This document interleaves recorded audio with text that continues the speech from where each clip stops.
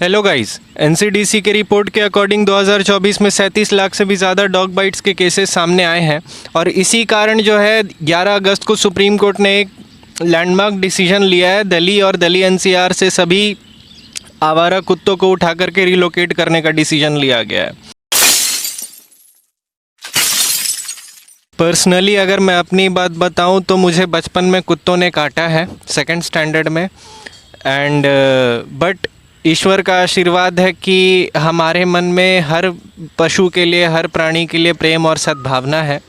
ठीक है, तो हम कभी कभी डॉग्स को फीड करा देते हैं और उनके साथ कभी अच्छा टाइम स्पेंड कर लेते हैं लोकेलिटी में। ठीक है, तो हमको दोनों तरफ का बात समझ में आता है। जो लोग डॉग्स से डर रहे हैं और जो लोग सुप्रीम कोर्ट के ऑर्डर का समर्थन कर रहे हैं, उनकी भी बात जायज़ है कि भाई डॉग बाइट्स का केसेस बहुत ज़्यादा है, क्योंकि हम खुद भी डॉग बाइट को फेस कर चुके हैं। भाई ये बहुत पैनिकिंग सिचुएशन होता है। इमेजिन करो कि कुछ आवारा कुत्ते तुम्हारे करीब आ रहे हैं भौंकते भौंकते और बहुत स्पीड से, और तुमको काट रहे हैं, तुम्हारे शरीर को नोच रहे हैं। That is quite terrifying. And dog lovers, जितने भी एनिमल लवर्स बोल रहे हैं, जितने भी एक्टिविस्ट बोल रहे हैं कि इससे इकोलॉजिकल डैमेज होगा, ये होगा, तो उनकी भी बात जायज़ है। एक तरीके से हमको दोनों की बातें समझ में आ रही हैं। ठीक है, यहाँ पे कोई भी एक साइड जो है पूरी तरह से सही नहीं है और पूरी तरह से गलत भी नहीं है। थोड़ा डिटेल में समझते हैं। चाइना में माओ जेडोंग की सरकार ने 4 पेस्ट कंट्रोल पॉलिसी लाई थी, जिसके अंतर्गत वो लोग ये मान्यता रखते थे कि जो स्पैरोज़ हैं, रैट्स हैं, ये सब जो हैं क्रॉप्स के प्रोडक्शन को कम करते हैं। तो इन लोगों ने इन्हें मारना शुरू किया और मिलियंस ऑफ स्पैरोज़ को इन्होंने मार दिया। इनका ये मानना था कि स्पैरोज़ को मारने से क्रॉप्स का प्रोडक्शन इंक्रीज़ हो जाएगा, बट स्पैरोज़ को मारने से क्रॉप्स का प्रोडक्शन डिक्लाइन कर गया। ऐसा इकोलॉजिकल बैलेंस बिगड़ा ना चाइना में कि देखो, स्पैरोज़ जो हैं वो पेस्ट कंट्रोल करने का भी काम करते हैं। They feed on insects and grains as well. तो चाइनीज़ गवर्नमेंट ने ये मिसकैलकुलेट कर दिया कि स्पैरोज़ को मारने से उनका क्रॉप्स का प्रोडक्शन इंक्रीज़ कर जाएगा, जबकि इंसेक्ट्स का और पेस्ट का जो संख्या था इतनी बढ़ गई थी चाइना में कि वो लोगों ने क्रॉप्स को डिस्ट्रॉय करना शुरू कर दिया और चाइना में ग्रेट चाइनीज़ फमाइन आ गया।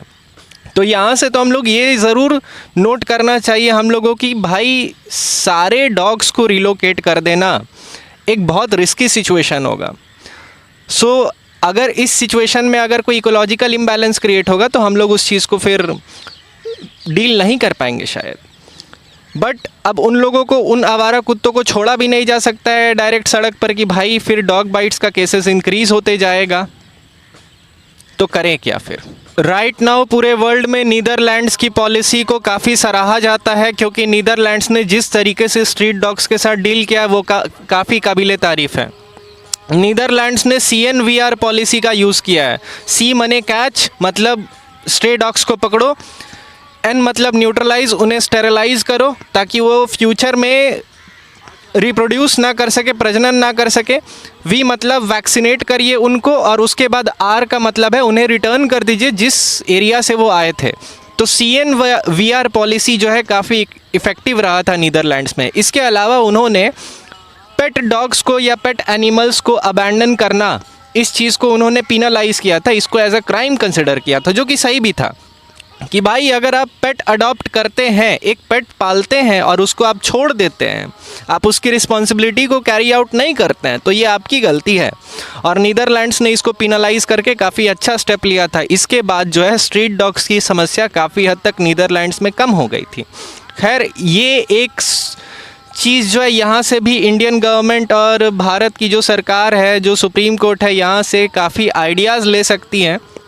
दूसरे कंट्रीज़ में कैसे डील किया जाता है, इससे भी अगर कॉन्स्टिट्यूशन बनाने में आप आइडिया ले सकते हैं तो बाकी प्रॉब्लम्स को सॉल्व करने में भी आइडिया ज़रूर ही ले सकते हैं कि कैसे सॉल्व किया जा सकता है। बाकी आपका क्या थिंकिंग है कमेंट्स में ज़रूर बताइए और चैनल को ज़रूर सब्सक्राइब करें। वीडियो को भी लाइक करें अगर आपको वीडियो अच्छी लगी हो तो। बाय।